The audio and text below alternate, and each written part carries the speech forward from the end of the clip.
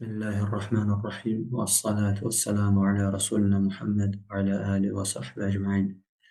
Allahümme allimna ma yenfa'una ve enfa'na bima allamtana ve zidna ilmen ya kerim. Allahümme fakkihna fid din, Allahümme fakkihna fid din, Allahümme fakkihna fid din.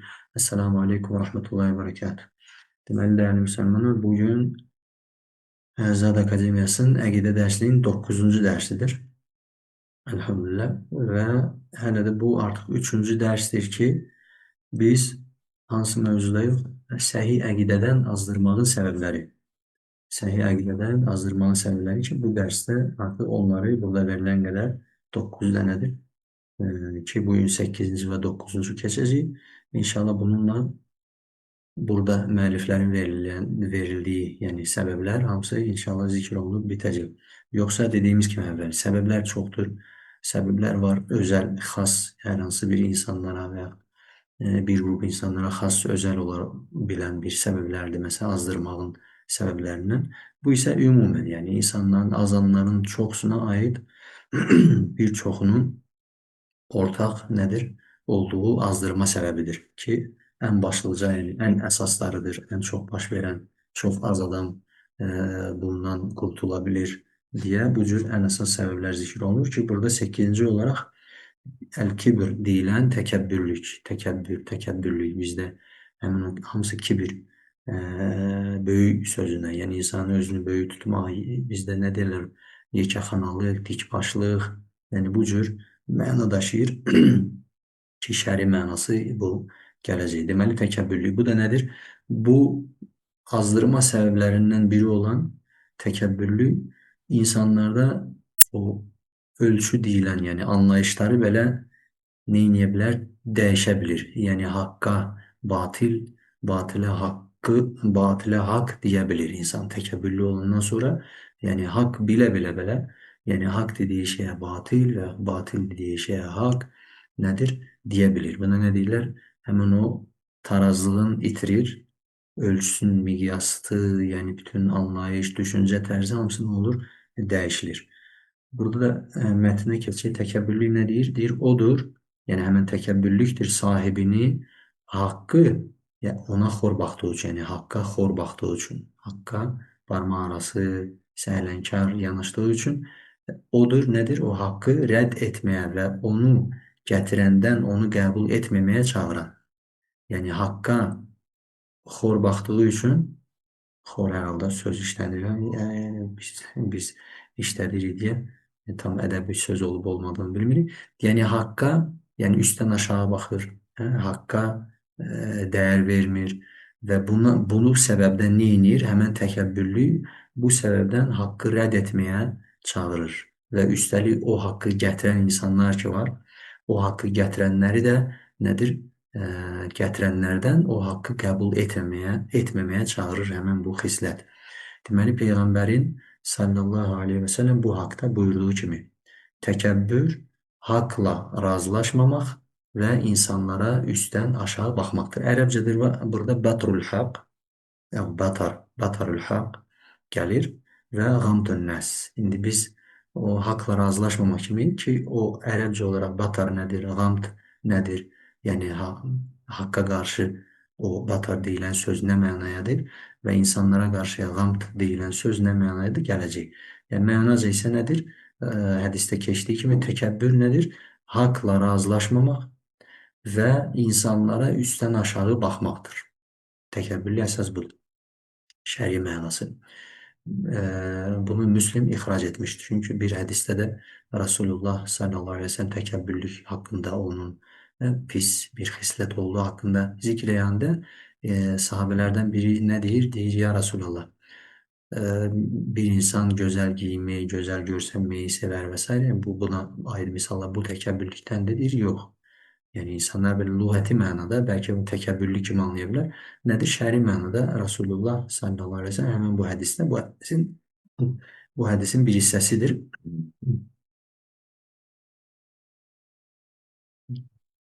Ki, təkəbbür haqla razılaşmamaq və insanlara üstdən aşağı baxmaqdır deyə bu cür izah edir sallallahu aleyhi və səlləm. İndi həmən sözlər gəlir. Haqla razılaşmamaq, batar, ərəbcə batarıl haqq. haqla razılaşmamaq ki, biz belə elədik tərcümə. Bu isə nədir? Ümumən məna razılaşma, haqla razılaşmamaq, həmin o battle deyilən ərəbcə o nə mənaya gəlir? Haqqa qarşı nə münasibətdir o?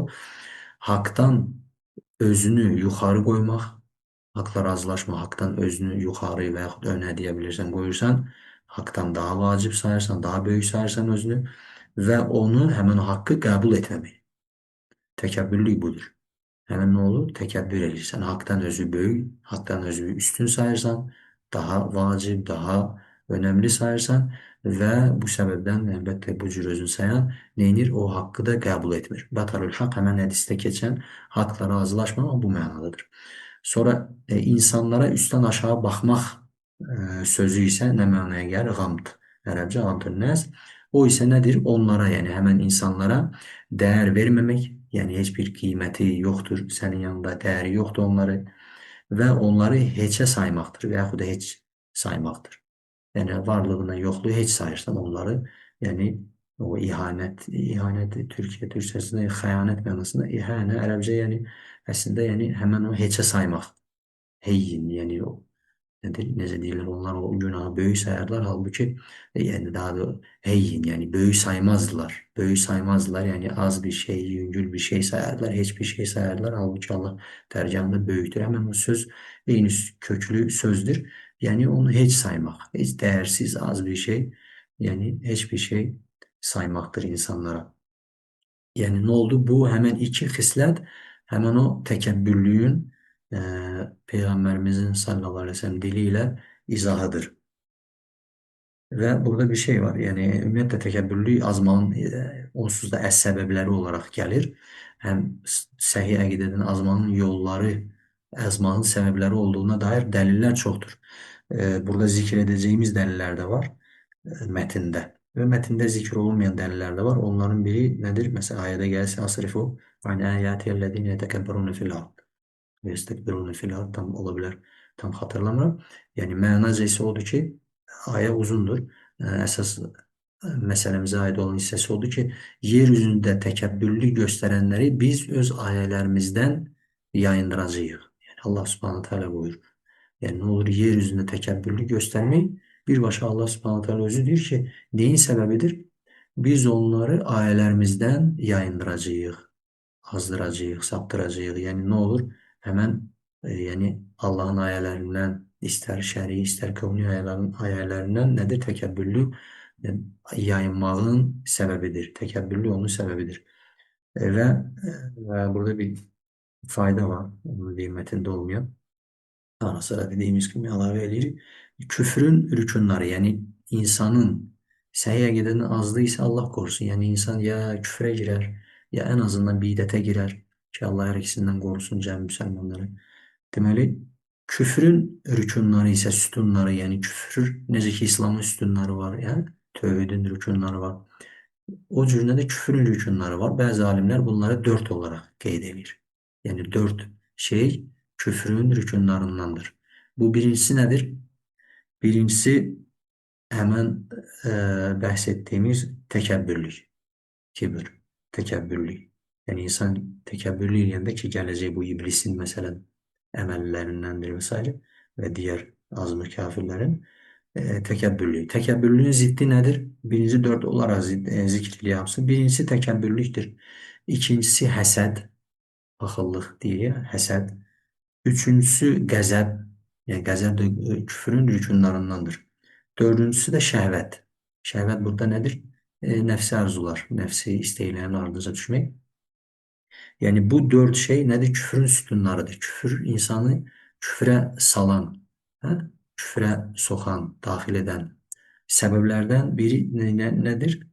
Bu 4-dən biri olur. Ya təkəbbürlükdən dolayı, ya insan məsələn həsəddən dolayıdır ki, Yahudilərin küfürlərindəndir. Ərəblərə nədir? Həsəd apardıqları üçün Peyğəmbərin onlardan deyil, Bəni İsraildən deyil, Bəni İsmaildən çıxdığı üçün nədir? Həsəd aparılıb, iman gətirmədilər. Hətta müşriklərin, ərəb müşriklərin içində belə bəzi nədir? Qəbilələr deyir, niyə görə filan oğullarından bizdən deyil, məsələn onlardan çıxdı Peyğəmbər. Niyə bizdən deyil? Həmişə igəşərdilər bir-biri ilə, yəni nə deyərlər? Həmişə bir yarışardılar. Amma sağlam yarışma olmayan bir yarışmalar da var idi. O cür nədir? Bu həsəddir məsələn. Sonra nədir? Qəzəb. Qəzəbdən məsələn Allah qorusun küfrə girir insan. Bir də şəhvət, nəfsi arzuların ardınca gedəndə onu belə din, şəri əhkamlar, yəni indi biz əqidədən danışırıqsa bəzi etiqadi, məsələn əhkamlar, etiqadlar, inanclar buna sərf etmədiyi üçün və yaxud nə üçün? Nədir? Nəfsi arzuları ilə zidd gəldiyi üçün neyinir? Nəfsi arzularını seçib həqiqi əqidəni, haqq əqidəni, səhih əqidəni tərk edir. Deməli, bu dörd dənəsin əksi nədir? Bəzi çünki belə bir misal var. Bəzi şeylər əksi ilə tanınır. Məsələn, işıq qaranlıqla və yaxud küfür tövhidlə, hə? Şirk tövhidlə, küfür imanla və bu cür. Burada da bunların ziddi zikr olunur. Hətta Nəvaqidül İslam və yaxud iman, hə? İslamı pozan həmən o əməllər ki var. Orada görürsünüz ki, məsələn, yəqinlik və yaxud tövhidin şərtləri belə. Yəqinlik onun əksi nədir? Məsələn, şək, şübhə. Və yaxud elm əksi nədir? Cəhalət. Məsələn, bu cür əksi ilə daha gözəl anlaşılır. Burada təkəbbürlüyün əksi nədir? İnqiyad, yəni tabi olmaq gətirilir. Yəni təkəbbürlü özünü haqdan böyük saymada, əksinə nə edirsən? Haqqa tabi olursan. Haqqın ardına gedir. Həsədin qarşılığı nədir? İnsan, həsəd aparan insan nə olur? Burada elə bir ki, bu şeyi edən insan nələr itirir? Neyin, yəni neyin baş verməsində mane olur ona. Məsələn, həsəd eləyirsə insan, deməli, nəsiyyəti qəbul etməyə mane olur.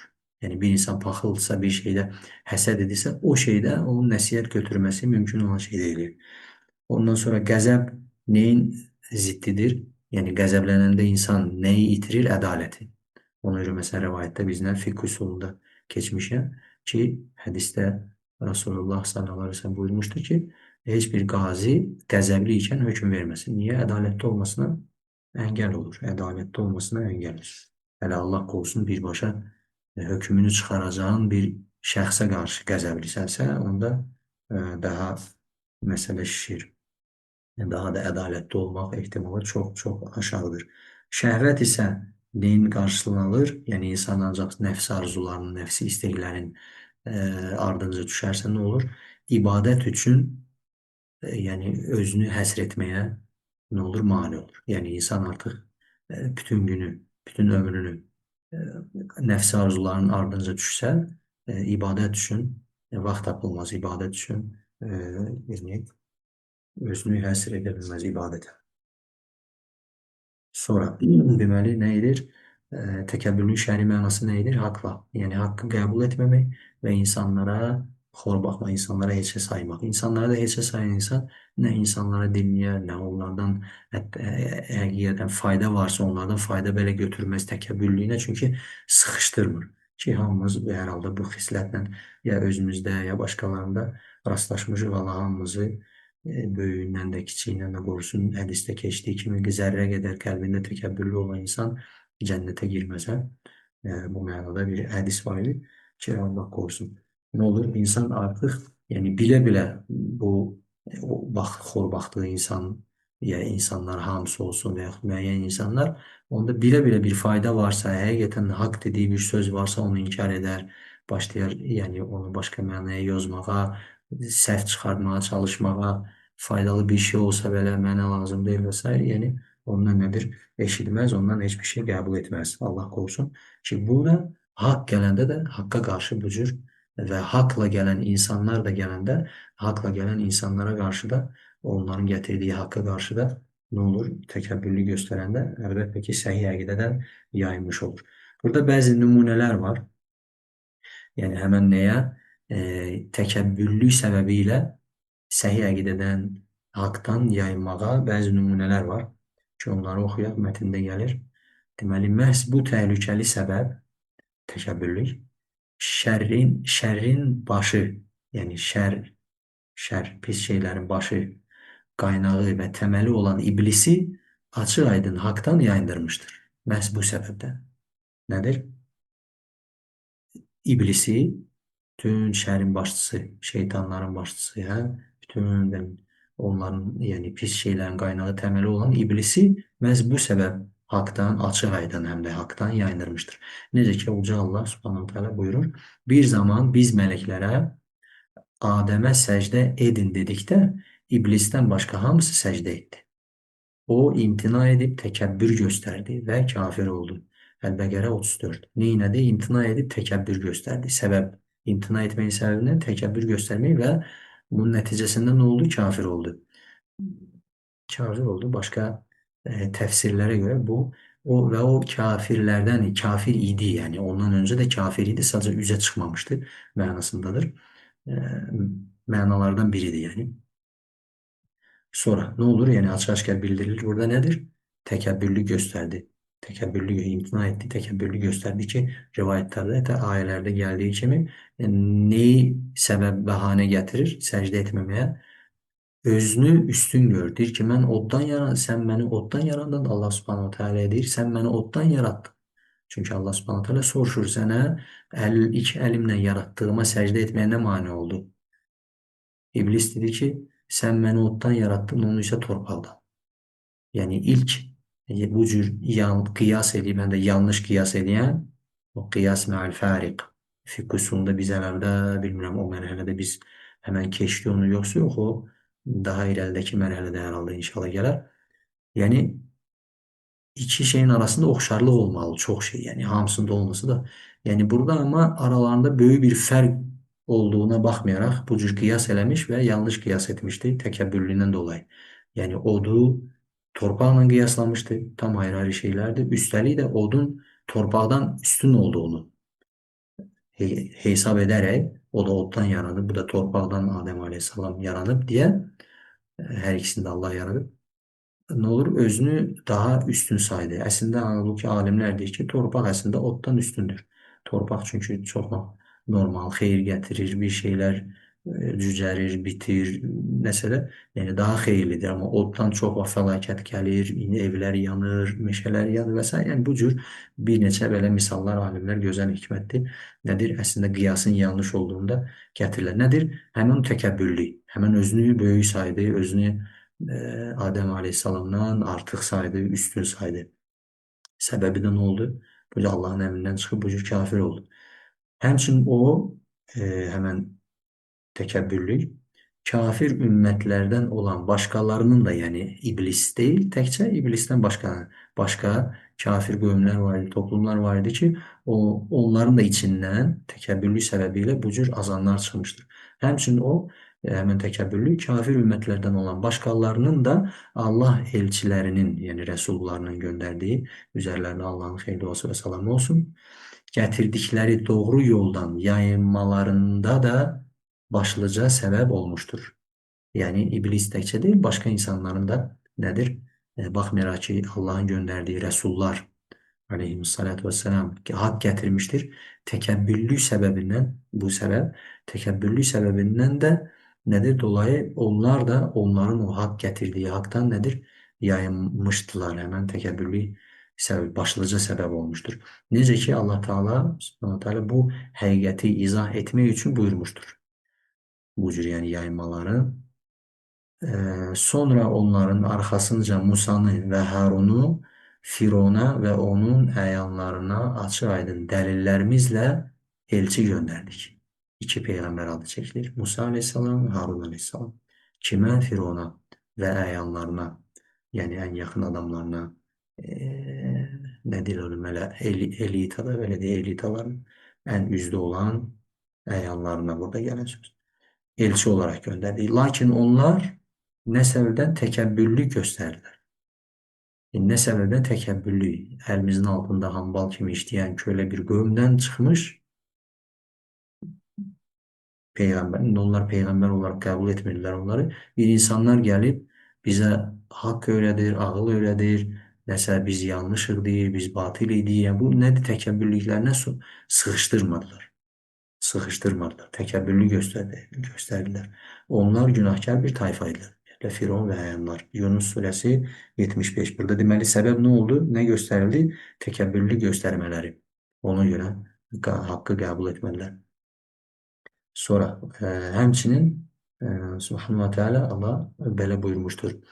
Ad xalqına gəlincə bu artıq başqa qövmdür. O nə? Musanın qövmü idi, Bəni İsraildən. Bu Ad xalqına gəlincə, e, Ad xalqına gəlincə onlar yer üzündə haqsızcasına təkəbbür göstərib, haqsızcasına təkəbbür göstərib, nədir? Səbəb yerinə təkəbbür, haqsızcasına yer üzündə təkəbbür göstərmək. Nəticə nə oldu? Bizdən daha qüvvətli kim ola bilər dedilər. Yəni bildiyimiz kimi nədir? Qayalardan evlər tikərdilər, böyük, çox iri, yəni həcmli də boy, buxun, baxımından çox iri idilər, yəni xilqətləri baxımından. Digəri bizdən və dağların içindən evlər yonardılar və s. Nədir? Deyərlər bizdən daha qüvvətli kim ola bilər? Fussilet 15. Yəni şübhəsiz ki, ayənin özündə deyir ki, Allah sizdən daha, Allah yəni daha qüvvətlidir. Sonraki o qüvvəti də onlara verən Allah. Nə olur? Bu deməli 8-ci səbəb olaraq keçdi. Bu təkəbbürlü idi. Haqdan, haqq əqidədən, səhih əqidədən yaymağın səbəblərindən biri ki, nəticədə nə olur? İnsanları cəhənnəmə salır, Firon və əhlini. Məsələn, ayələrdə açıq var. Nədir?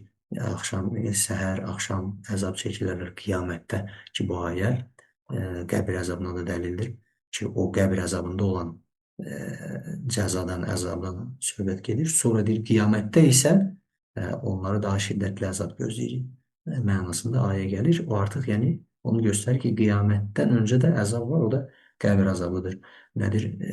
İblisin məsələn cənnətdən qovulmasına bu səbəbdən küfrə girməsinə, cənnətdən qovulmasına, Allahın rəhmətindən racim, Allahın rəhmətindən qovulmasına, lənətə düçar olmasına, daşqalaq olmasına nədir?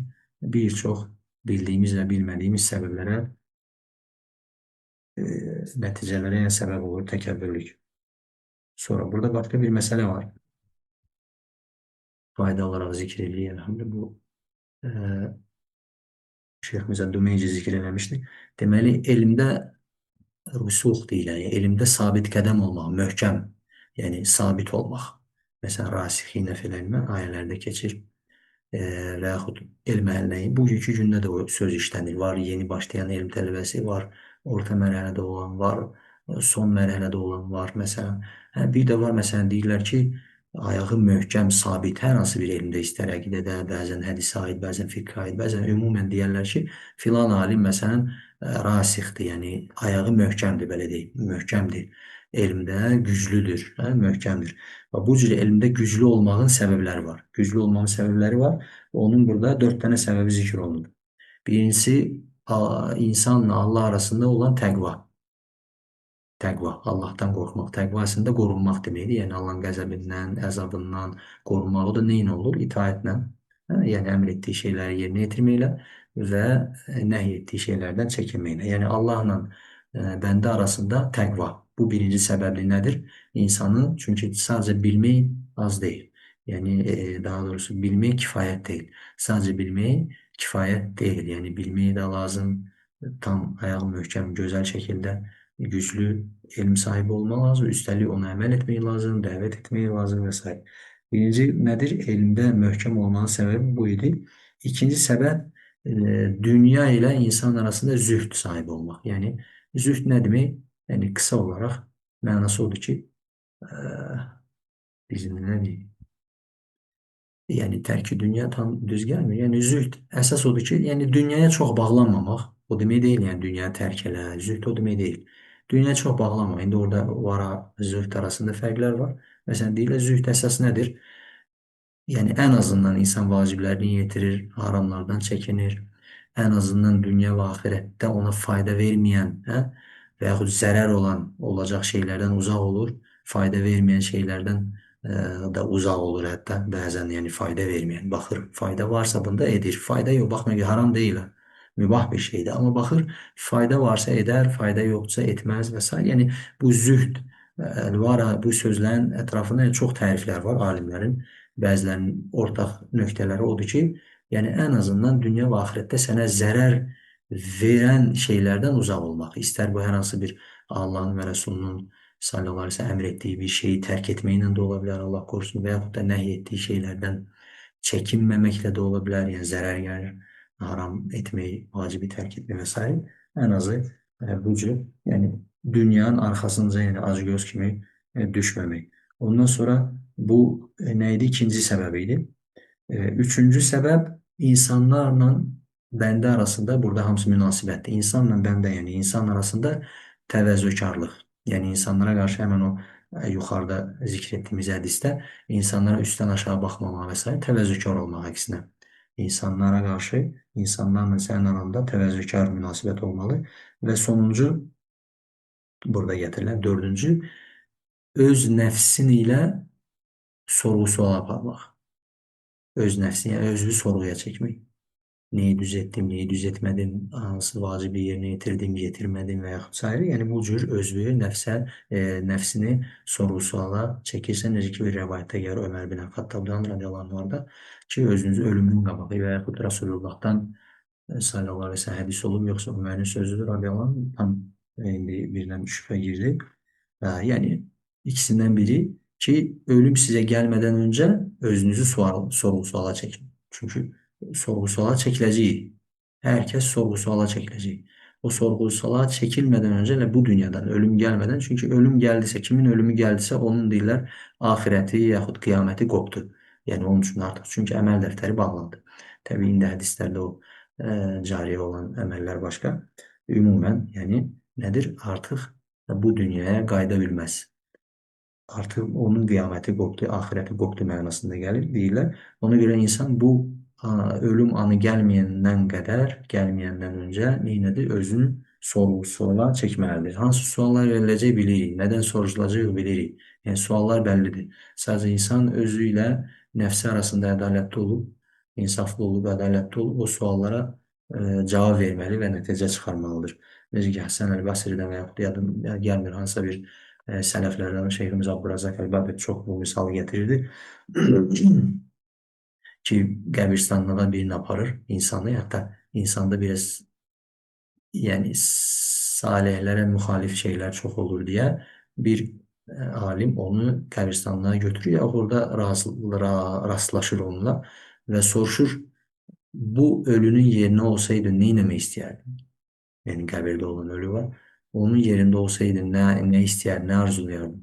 O da dərhal deyir ki, bu dünyaya qayıdıb, bu barədə ayə də var, bu dünyaya qayıdıb etmədiklərimi, yəni əvvəl, yəni buraxdığım o vacib olan və yaxud da müstəhəb olan alimlər, insanlar hədisdə deyilir ki, bir dənə təsbihi belə həsrətini çəkəcəklər ki, tərəzidə tərazi bərabər olanda bir dənə təsbih belə, yəni artıq olaydı kaş tərəzim, yaxşı əməllərin tərəzisi daha ağır gələrdi və yaxud nəsə, bir dənə təsbih, subhanallah və bihamdi.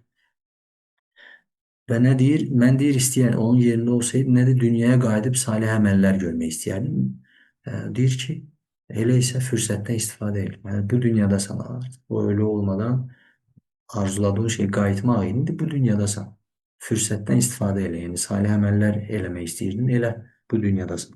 Yəni, deməli nədir? İnsan, dördüncü nə idi? İnsanla özü arasında, öz nəfsi arasında sorğu-sualdır. Öz nəfsini sorğu-suala çəkmək. Bunlar nə idi? Həmən elmdə möhkəm olmağın səbəblərindəndir. Deməli, bu 8-ci səbəb idi. İndi 9-cu səbəb və burada keçdiyimiz sonuncu səbəbdir. Şeytana tabi olmaq. Ki, halbuki bu səbəb əslində ikinci səbəblə, bu artıq başqa bir növbəti bir səbəbdir ki, ikinci səbəblə bağlantısı var. İkinci səbəb nə idi? Pisliyə çağıran dəvətçilərə və zəlalət imamlarına uymaq, düzdür. Sonra başqa bir səbəb keçdi, nömrəsini xatırlamır. 6-cı, zəlalət yollarına tabi olmaq. Zəlalət yollarına tabi olmaq ki, yollar varsa o yola çağıran da var. O yüzden ikinci ilə bağlıdır. Bu da şeytana tabi olmaq da yenə ikinci ilə bağlıdır. Niyə? Çünki biz orada belə keçdik ki, pisliyə çağıran dəvətçilərin və zəlalət imamların başında kim durur? İblis, şeytan. Şübhəsiz ki, iblis, şeytan durur. Sadəcə indi bunun ayrıca xüsusiyyəti var. Quran-ı Kərimdə çox zikr olunur, hədislərdə çox zikr olunur. İnsanları azdırmaqda hər şeyin başında olduğuna görə nədir? Muhammed İbn Abdülvahhab rahimehullah soruşanda ki, tağut kimdir, nələrdir, nədir? Ən başında nədir? Tağutlar çoxdur, başlarında 5'tir. Əsas beşdir. Onların ən başında kim gəlir? Şeytan, iblis gəlir. Deməli, e, oxuyaq burada. Şeytana tabe olmaq. Bu 9-cu səbəbdir. Səhih əqidədən azmağın səbəblərindən. Deməli, kitabdan və sünnənin səhihindən, yəni sünnədə olan səhih rivayətlərdən buna dair, yəni şeytana tabe olmağın, səhih əqidədən, haqdan azmağın səbəbi olmasına dair dəlillər çoxdur ki, bəziləri aşağıdakilərdir. A. Birinci dəlil. Uca Allah Subhanahu Teala buyurmuştur. İblis dedi: Ey Rəbbim, sən məni yoldan çıxartdığına görə mən də yer üzündə onlara pis, onlara kim? Adəm və Adəm övladlarına. Mən də yer üzündə onlara pis işləri gözəl göstərib onların hamısını azdıracağam. Bu cür söz verir. Hicr surəsi 39. Pis işləri gözəl göstərmək bu nədir? Vəsilələr. Bu vasitədir. Haqdan yayındırmaq, səhih əqidədən, dindən yayındırmağın, azdırmağın səbəbləri nə olur?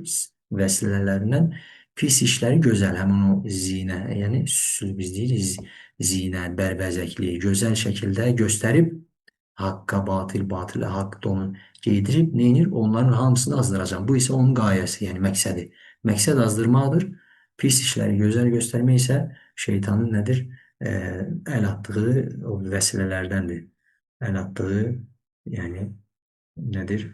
Vasitələrdəndir, azdırma vasitələrindən. Bu birinci dəlil idi. İkinci B. Uca Allah belə buyurdu. Şübhəsiz ki şeytan sizin düşməninizdir. Siz də onu düşmən sayın. O öz tərəfdarlarını od, yəni cəhənnəmə, od sakini olmağa çağırır. Hayır. Od sakini olmağa çağırır. Fatir surəsi 6. Burada fikir verin. Biz deyəndə çox deyirlər şeyə, filan kəslər düşməndir də, yəni şəxsi düşmənlə, dövlətin, vətən düşməni, neyin düşməni, yəni ailə düşməni, nə bilim, ailəvi düşməni, nəsə də belə deyilir düşməni. Halbuki ən böyük düşmən şeytandır. Allah Subhanahu taala buyurur ki, şübhəsiz həm də.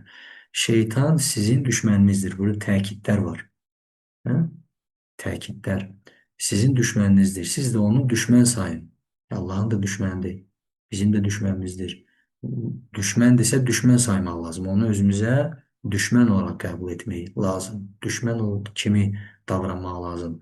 Yəni Allah korusun, alimlərə də belə təəccüblü sualı var. Bu düşmən ola. Allah Subhanahu taala bunu bildirdiyi üçün, bildirdiyinə baxmayaraq necə olur da insan həmən düşmənə itaət eləyir. Necə olur ki, həmən düşmənə nəinki itaət, hətta ibadət eləyir. Allah korusun. Halbuki yəni normalla gözümüzlə gördüyümüz, gözümüzlə gördüyümüz düşmənə kimsə, yəni Allah korusun, əsir düşməsə, məcbur olmasa, aciz qalmasa, kimsə itaət eləməz, qaldı ki, ibadət eləyər. Heç adam yerinə qoymaz, salam verməz, sözünü dinləməz, nə bilim, heç cürə ona səbr edə bilməz, belə yanında olmasını, eşitməsini, görməsini belə onu nədir? Dilə təhəmmül edə bilməz. Onu belə öz nədir? Daşıya bilməz. Amma Allah korusun nədir? Şeytana itaət də edirik bəzən, Allah korusun, bəzi insanlar isə ibadət edir. Və ibadət deyəndə bu fayda olaraq deyil, bəzilərə bəlkə təəccüblü gələr. Şeytana insan biz görmür, eləmir. Şeytana kim ibadət edir? Düzdür, açıq-aşkar o şeytana satanistlər var, s. ona hər cür qurbanlar və s. bu cür ibadət növləri həsr edir. O başqa. Bir də ki, yəni ona bu cür dediyimiz birbaşa şəkildə ibadət etməyənlər necə ibadət edir? Alimlər izah edir ki, çünki hər bir şeyin başında şeytan durduğu üçün, yəni kimsə bütə bir ibadət eləsə belə, ona ibadət etməyi ona şeytan vəsvəsə verir, şeytan öyrədir, şeytan əmr edir. O da nəticədə nə olur? Yəni bütə ibadət etmiş olsa belə, nəticədə şeytan onu buyurduğu üçün şeytana ibadət etmiş olur. Yəni bu mənada da bunu alimlər izah edir. C. Üçüncü dəlil.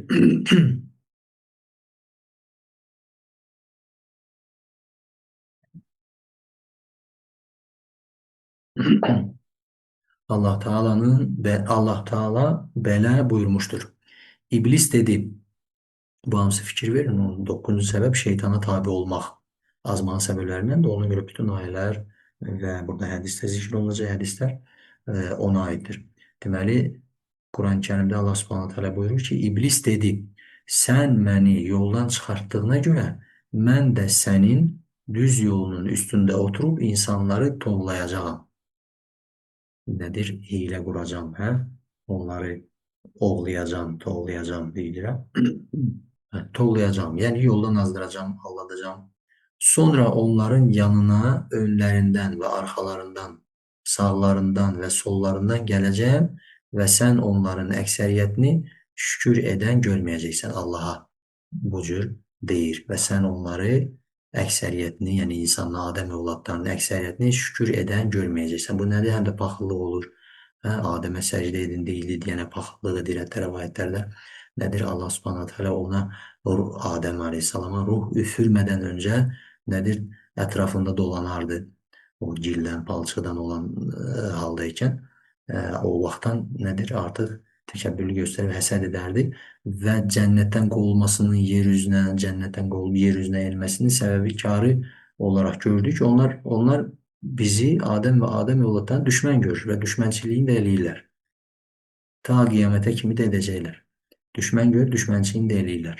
Amma biz Adəm övladları təəssüflər olsun əcdadımızın, həmən o atamızın, belə deyək, Adəm əleyhissalam, Həvvanın əleyhissalam və yəni digər Adəm övladlarının düşməni olan şeytanı özümüzə layiqincə, yəni düşmən, tam düşmən olaraq qəbul etmirik, yəni əməlimizdə. Belə dildə hamımız deyir, düşməndir, Allahın da düşmənidir, lənət də oxuyanlar oxuyur və s. Amma əməldə uyuruq şeytana, tabi oluruq, Allah qorusun. Allah bizi bağışlasın. Deməli nədir? Və sən də deyir, onların əksəriyyətini, həmən Adəm övladlarını kimə görə ki, məsələn, mənə səcdə etməyə əmr etdin, hə? Allah Subhanahu taala ona səcdə etməyə əmr etdiyi, ona görə səcdə etmədiyi üçün nədir? Onu cənnətdən qovdu, yer üzünə qovdu. Yəni bütün bu müsibətlər Adəm əleyhissalamın belə yəni səbəb o oldu.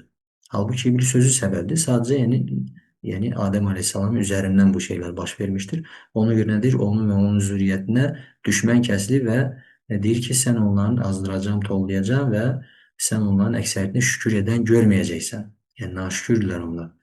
Ki başqa bir ayədə keçir ki, və onun iblisin zənni doğruldu.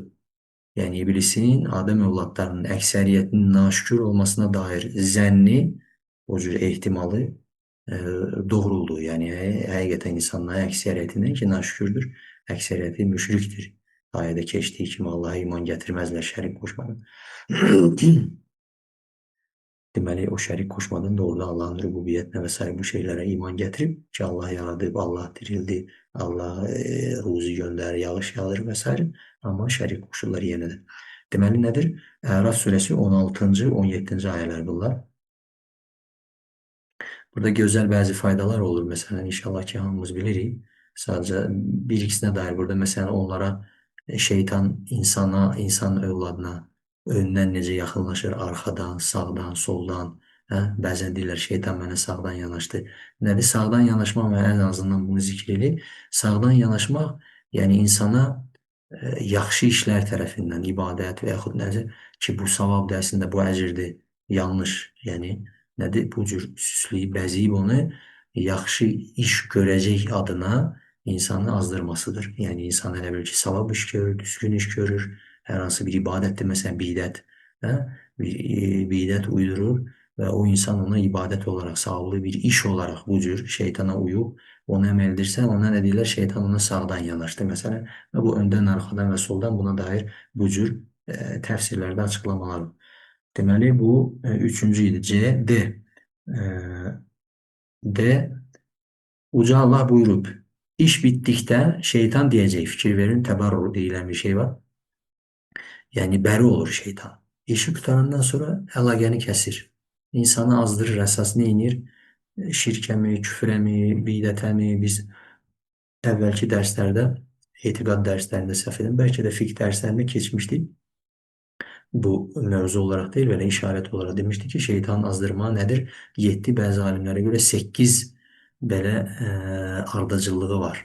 Ən birinci çalışar ki, şübhəsiz böyük şirkə salar İnsanın sonra kiçik şirke, sonra bidete, sonra büyük günaha, küçük günaha vesaire. Bu nedir? Bu şeylere yani her ansına saldısa artık yani istediğine nail olduysa artık ne olur? Kenara çekilir. Artık kenara çekilir. Buna dair ayedir. Yüce Allah buyurur. İş bittikte şeytan diyecek. Həqiqətən də Allah sizə, yəni o cəhənnəm əhlinə, azdırdığı insanlara deyir, Allah sizə gerçək vəd vermişdir, həqiqi vəd vermişdir. Mən də sizə vəd vermişdim, lakin vədimə xilaf çıxdı. O da vəd verib, amma vədimə xilaf çıxdı. Şeytan. Mənim sizin üstünüzdə heç bir hökmranlığım yox idi. Yəni heç bir gücü, qüvvəti, təsir gücü yoxdur şeytanın insan üzərində. Yəni məcbur bir şeyə belə yəni nəsə elətdirmir. Mən sizi azğınlığa dəvət etdim. Onun işi ancaq çağırmaqdır, dəvət edir, çağırır, təşviq edir. Hə? Siz də dəvətimi qəbul etdiniz. Siz də, yəni bu cür, yəni onun hökmləri yox. Sadəcə dəvət etdi, onlar da uydular, Allah korusun. İbrahim surəsi 22.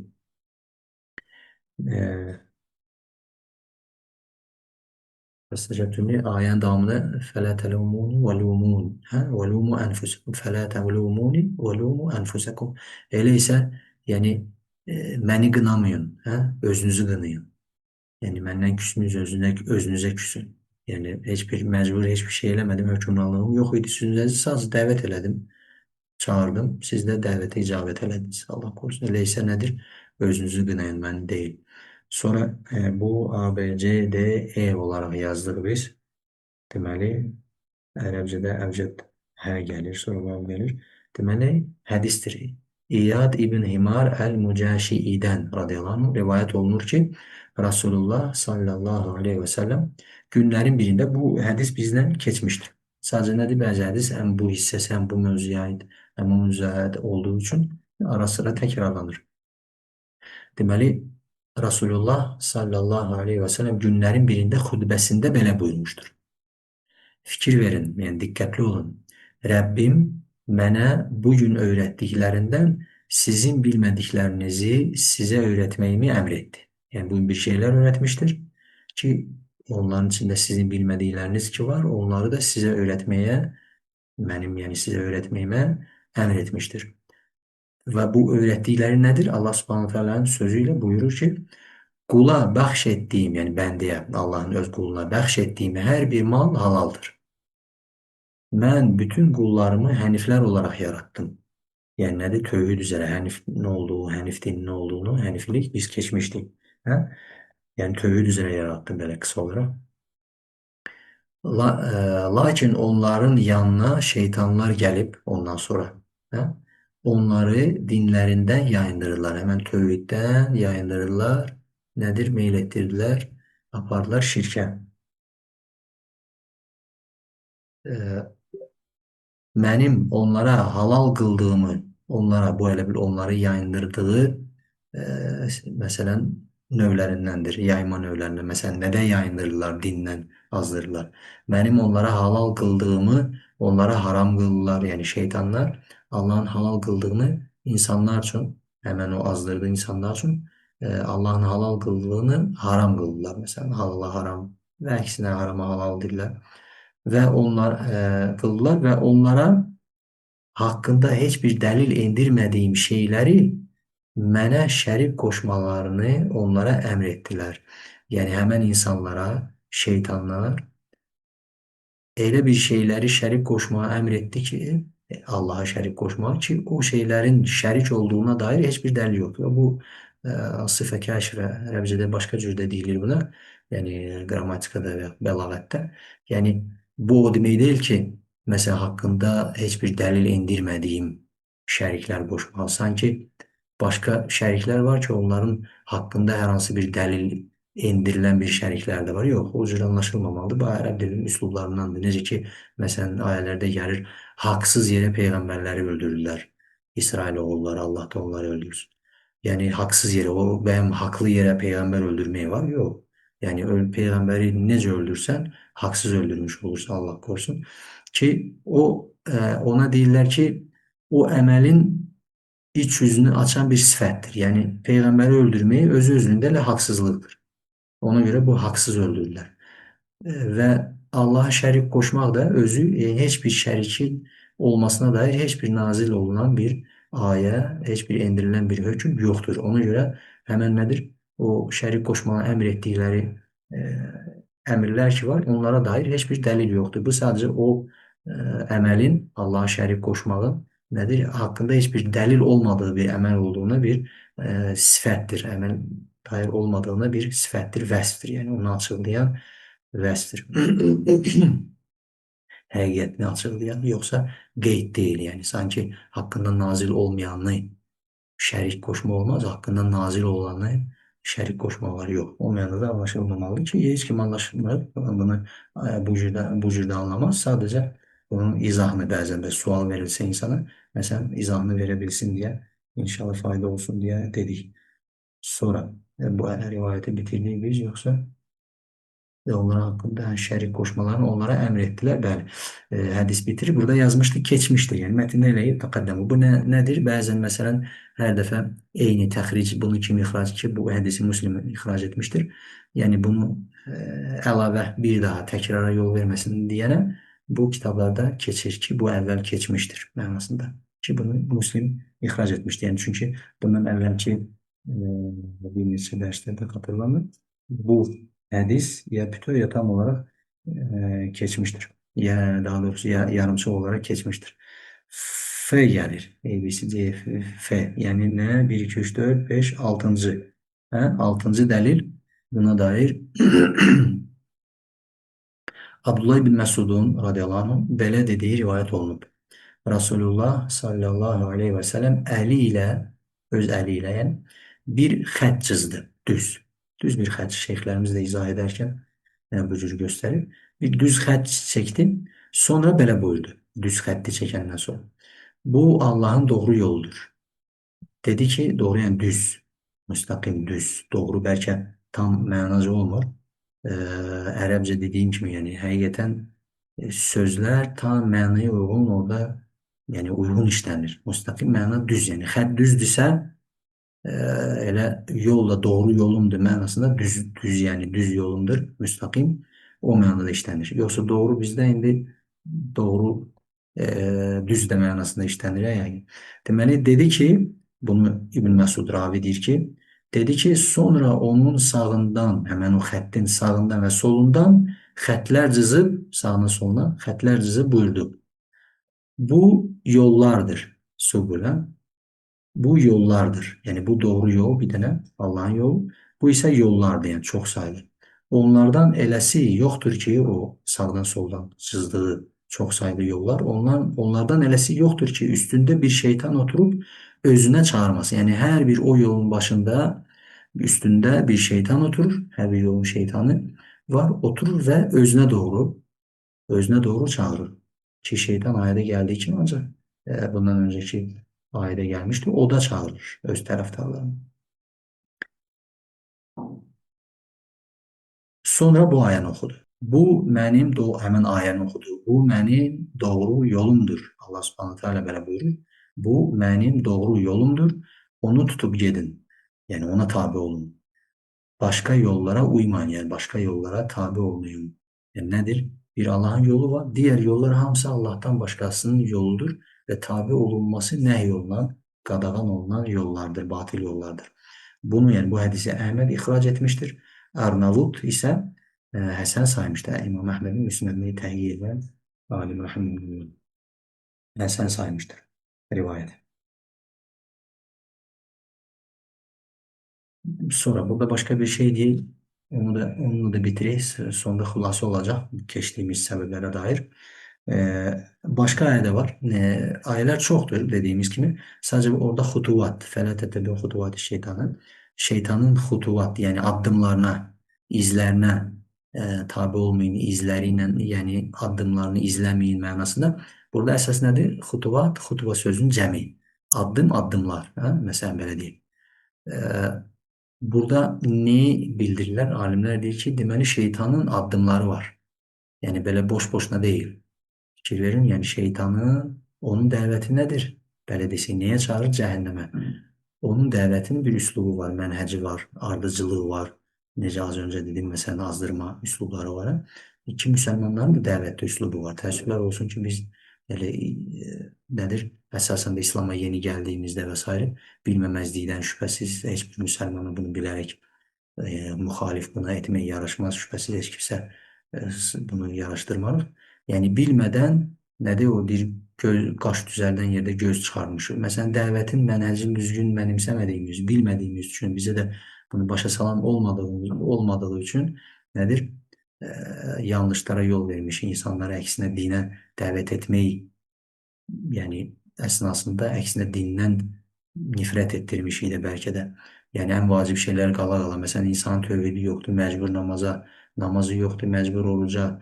Bu insanın tövhidi yoxdur, şirk küfür içindədir, bu haramdır, bunu elə, onu elə. Yəni bu xatırlamaq yox, xatırlatmaq baxımından, hökm açıqlamaq baxımından başqa bir şey. Amma belə məcbur, başının üstündə, necə ki Allah Subhanahu taala özü deyir ki, sən insanlara nədir, başlarında vəkil, biz səni onların üzərində xəfiyyə, yəni qoruyucu, belə deyək, gözətçi göndərmədik. Yəni səndən çatdırmaqdır.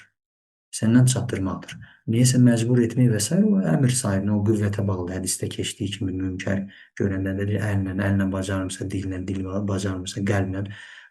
Bu da nədir? İmanın ən zəif şeydir. O hamısı bacarığa aiddir. Qüdrət, bacarıq deyəndə qüdrət, yəni imkan, belə deyək, desək daha düzgün olar mənası. İmkanlara bağlıdır. Kimlər, yəni sən, mən, hər kəs elə əli ilə düzəlsin. O düz deyil. Yəni düzəldən yerdə dediyimiz kimi qaş düzəldən yeri göz çıxardır.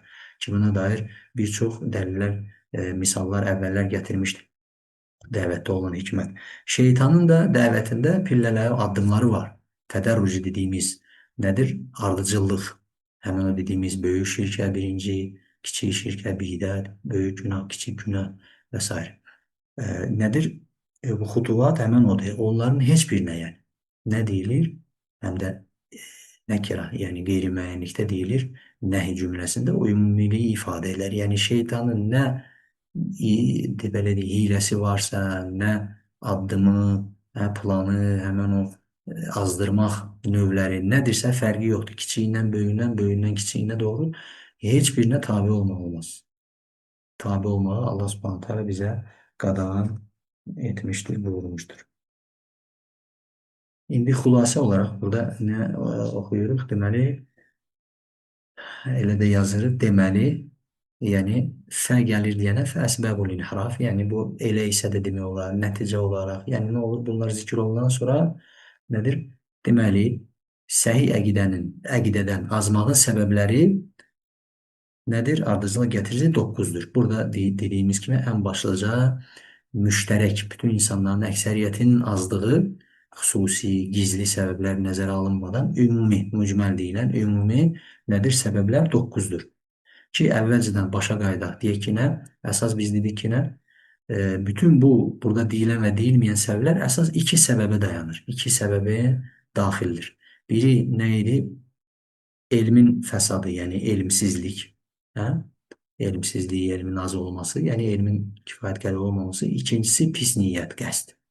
Yəni, bilə bilər insan, amma niyyəti pis olduğu üçün nədir? Səhiyyə gedən azad. 2.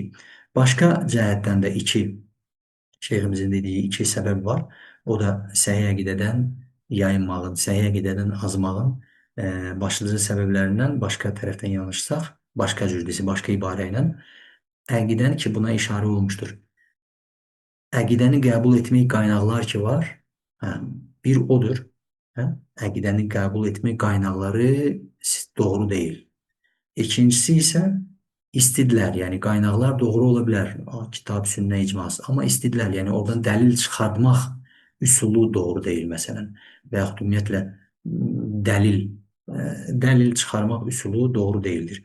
Birincinə dair nədir? Məsələn, insanlar kitab, sünnə və icmadan, sələf-salihin icmasından deyil, məsələn, öz ağlından əqidələr çıxardır, məncə bu belədir, ağla batan belə deyil, beləymiş və s. Bəziləri, nə bilim, yuxudan zatdan ki, bu sufilərdə çoxdur, çox yayılmışdır hər şey. Yəni, yuxuda belə gördüm və yaxud filan şeyx yuxuda belə gördü, mürid belə gördü, mürşid belə getdi. Nədir? Yuxuda etiqad da daxil olmaqla şəri əhkamlar çıxardılır. Yəni, istər fiqh əhkamlar, istər yəni, etiqad əhkamlarını və s. ki, mənə yuxuda belə yayan oldu, filan kəs gəldi, belə dedi və s. ki, bunların heç biri Biz ona görə əvvəldən də keçdik. Səhih əqidənin məsdərləri nə idi? 3. Kitab, sünnət, bir də sələf salihin icması. Ona görə nədir? Bu da şübhəsiz qaynaq. Əvvəl demişdik, nədir? Təvhidül məsdar. Necə ki, Allahın tövhidi var, Peyğəmbərin tövhidi var, qiblə tövhidi var, din tövhidi var. Yəni, dinimiz bir, qibləmiz bir, ən başda Allahımız, Rəbbimiz bir, Peyğəmbərimiz bir, kitabımız bir, məsdər də bir olmalıdır. Və bunun birliyi də əvvəl dediyimiz kimi burada xatırladırıq ki, bunun məsdərin birliyi, yəni tək məsdər olmasının çox önəmi var ki, ən başda ən vacib olan da etiqaddır. Məsdər eyni deyilsə, necə ki, eyni quyudan sən o quyudan su al, mən bu quyudan su alım, o quyunun suyu şirindir, bunun məsələn duzludur. Əlbəttə ki, sən çıxartdığın quyudan şirin su çıxara bilməyəcəksən. Sənin quyun duzludur. Mən isə duzlu çıxara bilmirəm, mənki şirin. Ona görə nədir? Bu məsdər mütləq həmən o məsdərlər, qaynaqlar, əqidəni qəbul etməyi, alma qaynaqları bir olmalıdır. İkinci başlıca səbəb nə idi? Həmən o dəlil çıxarma, istidlal, dəlil gətirmə üslubu, mənhəci yanlış olmalıdır. Çünki nədir? Deməli, burada mənhəc önəmlidir, dəlil çıxarma mənhəci. Məsələn, bəziləri mütəşabih, yəni birdən çox, iki və daha çox və ya daha çox məna ifadə edən ayələri, möhkəm ayələri buraxıb mütəşabih ayələrin ardınca gedirlər. Halbuki üsullardan qayda nədir? İstidlalda bir mütəşabih varsa, o mütəşabihi mütləq nədir? Möhkəm işığında anlamalıyıq. Mütləqsə müqəyyəd anlamında işığında anlamalıyıq. Məsələn, nə əm, xas işığında anlamalıyıq ki, bunları fiqh üsulunda keçdik. İstidlal, dəlil çıxarma mənhəci yanlış olduğu üçün şübhəsiz ki, nəticə də yanlış olacaq, çıxartdığı nəticə. Ki, bu mövzumuz olan əqidəyə aiddir və şübhəsiz fiqhə də aiddir. Bunlar sadəcə mövzumuz əsas əqidədir. Deməli, indi xülasə nə oldu? Deməli, səhih əqidədən azmağın səbəbləri 1. Səhih əqidəni bilməmək.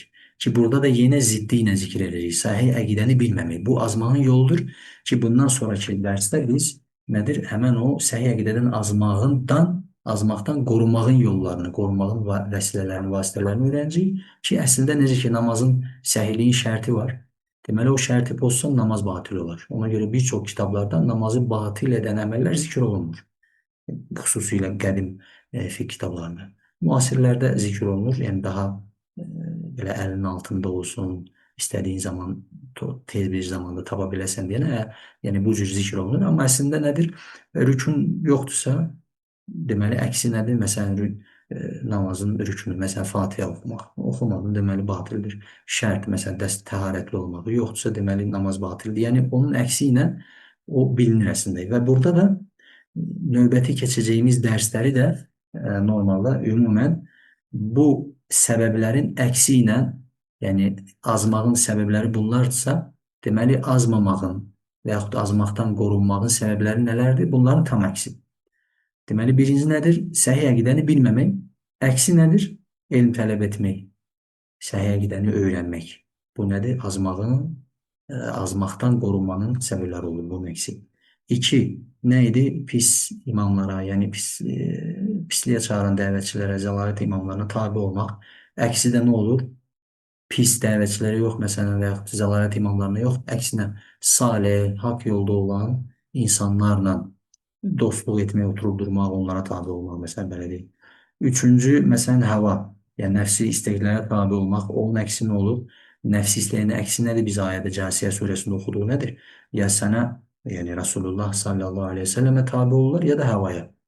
Deməli, havaya, yəni nəfsi istəklərə tabi olmağın əksi nə olur?